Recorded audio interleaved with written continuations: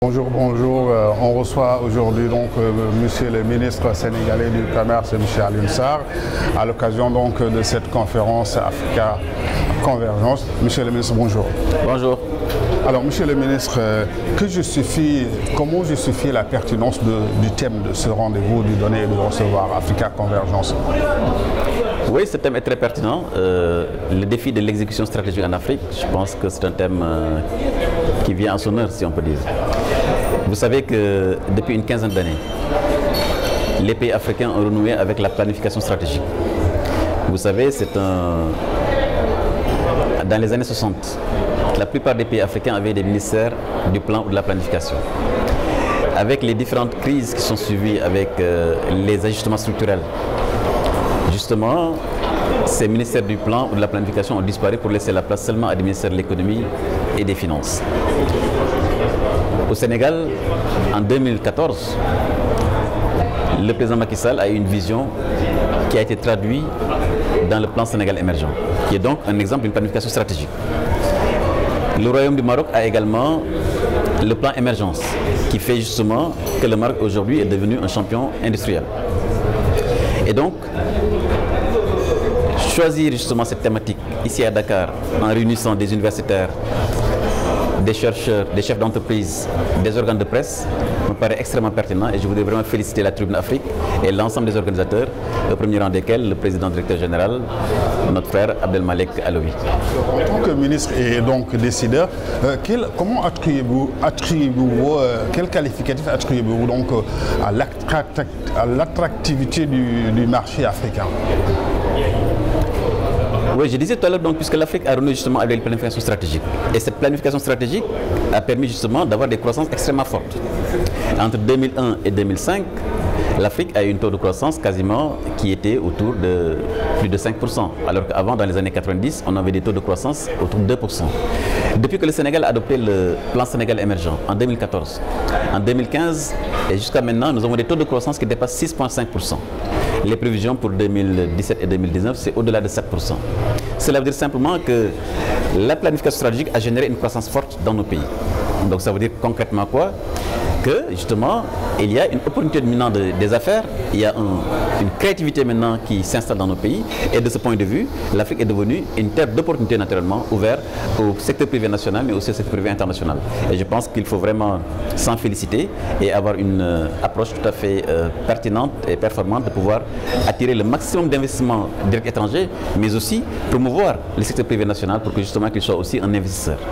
Alors, parlons d'intégration africaine. On connaît l'Afrique avec ses blocs économiques régionaux, notamment la CEMAC et l'UEMOA. Comment faire de la libre circulation des biens et des personnes un levier de croissance et d'intégration réussie? Oui, d'abord, il faut se féliciter du fait que le 21 mars 2018, à Kigali, 44 chefs d'État et de gouvernement ont signé l'accord instituant la zone de libre-échange continentale africaine, qui permet justement de faire de l'Afrique un marché unique. Au même moment, à Kigali, plus de 28 pays ont signé justement un accord permettant la libre circulation des personnes dans le continent africain. Donc, la zone de libre-échange continentale qui va donc fusionner l'ensemble justement de ces communautés économiques régionales pour faire de l'Afrique un marché puissant, pour faire de l'Afrique un marché de 1,2 milliard d'habitants, mais aussi un PIB de 2500 milliards de dollars, fait justement que l'Afrique pourra peser dans les débats économiques et commerciaux mondiaux. Au moment où nous avons des méga accords commerciaux entre les États-Unis et l'Europe, entre l'ALENA, au niveau donc de l'Amérique latine, de l'Asie, là nous avons le marché chinois de plus de 1 milliard d'habitants, le marché indien. Donc ces zones de libre-échange continentale justement fera que l'Afrique va être un acteur de premier plan dans le commerce mondial. Parce qu'il faut rappeler quand même que l'Afrique ne pèse que moins de 3% sur le commerce mondial. Et je pense qu'il faut faire en sorte justement, avec ces croissances retrouvées, avec cette libre circulation des capitaux, des personnes et des biens, que l'Afrique justement puisse vraiment peser sur le marché mondial. Et en le faisant, justement, c'est accompagner les petites et moyennes entreprises. Puisqu'en Afrique, c'est plus de 99% des entreprises qui sont des PME. Les accompagner en développant justement trois choses. Le talent des jeunes, la technologie, mais également le capital. Mais sur le capital, puisque nous avons souvent malheureusement les banques qui n'accompagnent pas ces petites et moyennes entreprises, il appartient au gouvernement justement de mettre en place des leviers de financement. C'est pourquoi au Sénégal, nous avons mis en place ce qu'on appelle la BND, la Banque nationale de développement économique. Vous avez également le FONGIP, le FONSIS, la délégation à l'entrepreneuriat rapide pour permettre justement à ce que ces segments de l'économie, constitués par des PME, des jeunes et des femmes qui ne sont souvent pas accès au financement classique, puissent également bénéficier d'un accompagnement pour qu'ils puissent être également des champions économiques et commerciaux. Ne serait-il pas encore question, après la ZELEC, de parler d'exécution comme le thème de Africa Convergence? Non, vous savez qu'un pays comme le Sénégal a déjà commencé à exécuter les plans, cette planification stratégique, mais également à mettre en œuvre cette zone de libre-échange continentale. Parce que je rappelle que 43% de nos exportations au Sénégal se font sur l'Afrique. 43%. Donc cela veut dire que nos entreprises, nos PME sont déjà sur le marché africain. Nous avons aujourd'hui des entreprises qui exportent au Nigeria, au Cameroun, en Côte d'Ivoire, au Maroc, etc. Donc je pense qu'il ne faut pas que les hommes politiques ou les politiques publiques soient en retard sur le secteur privé. Aujourd'hui, le secteur privé africain a déjà commencé. Mais même dans l'histoire, si vous regardez les royaumes d'Abomey, tout ça en Afrique, mais ça a été des empires commerciaux. Donc je crois que l'activité commerciale a toujours été en Afrique. Les peuples africains sont toujours déplacés pour faire du commerce. Et naturellement, aujourd'hui, il faudra accompagner nos PME, surtout nos PME de jeunes, parce que nous avons 65% de la population africaine constituée par des jeunes de moins de 25 ans. Donc je disais tout à l'heure, il faut le développer donc sur 3 choses, le talent des jeunes, la technologie et le capital. Et ça va sur 2 piliers qui me paraissent fondamentaux à développer dans les pays africains. Un, c'est l'infrastructure. 2, c'est le capital humain. Former des jeunes pour qu'ils soient de très bons ingénieurs, qu'ils soient de très bons architectes, pour qu'ils puissent justement apporter des technologies dans ce que j'ai dit tout à l'heure pour développer les PME en Afrique. En des technologies, comment transformer l'Afrique digitalement s'il y a encore ce défi de la fracture numérique? Vous savez, l'Afrique est en train de faire un bond sur le plan technologique. Un pays comme le Sénégal a 9 millions d'abonnés à Internet. C'est une population de 14 millions. Si vous prenez aujourd'hui les technologies qui sont utilisées dans le transfert d'argent ou ce qu'on appelle le mobile banking, quasiment tous les Sénégalais utilisent ces services. Donc cela veut dire simplement que la technologie aujourd'hui peut être un accélérateur de développement. Autrement dit, on n'est pas obligé d'utiliser les différentes étapes qui ont été utilisées dans l'industrialisation de l'Europe pour faire la même chose sur le plan technologique. Je disais tout à l'heure, pour la technologie, c'est 2 choses qu'il faut développer. L'infrastructure, c'est-à-dire qu'il faut avoir du 4G, il faut avoir une télécommunication, il faut avoir des routes, il faut avoir donc des infrastructures, l'énergie. Mais le deuxième élément important, c'est le capital humain. Et ça, c'est à travers la formation, c'est à travers les universités, c'est à travers les écoles d'ingénieurs. Former des jeunes extrêmement talentueux pour permettre justement d'utiliser ces technologies et ces infrastructures qui seront mises en place. Et c'est la raison pour laquelle vous avez aujourd'hui une entreprise comme M-Pesa au Kenya, qui est leader mondial de mobile banking.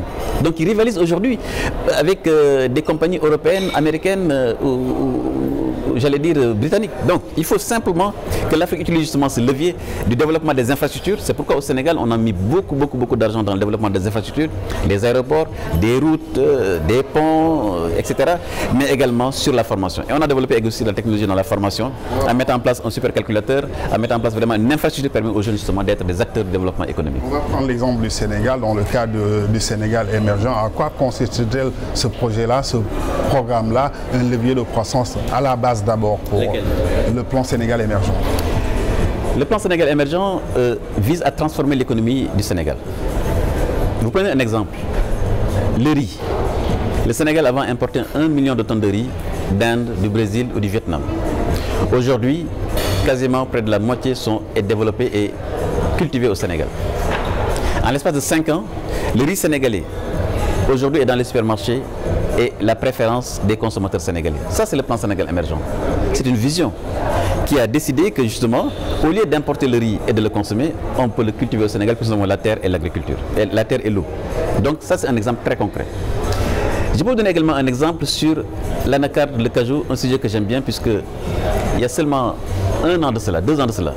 Si vous regardez les statistiques du Sénégal en matière d'exportation de cajou, c'était extrêmement faible. Parce que tout simplement, la filière n'était pas organisée. Or, c'est une filière qui apporte beaucoup de valeur ajoutée. Qu'est-ce que nous avons fait? Nous avons mis en place un mécanisme permettant justement d'exporter le cajou sénégalais à partir du port de Ziguinchor.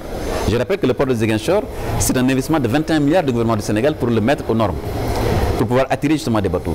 Et quand on l'a mis en place, désormais, ce sont des bateaux de 5000 tonnes qui arrivent justement à Ziguinchor, qui transportent le cajou, qui l'amènent au port. Entre le 25 mai et le 20 juin, c'est près de 9000 tonnes de cajou qui ont été transportées du port de Ziguinchor vers le port de Dakar. Et ça a généré 6 milliards de francs CFA. Avant, c'était 0, là c'est 6 milliards. Ça, c'est le plan Sénégal émergent.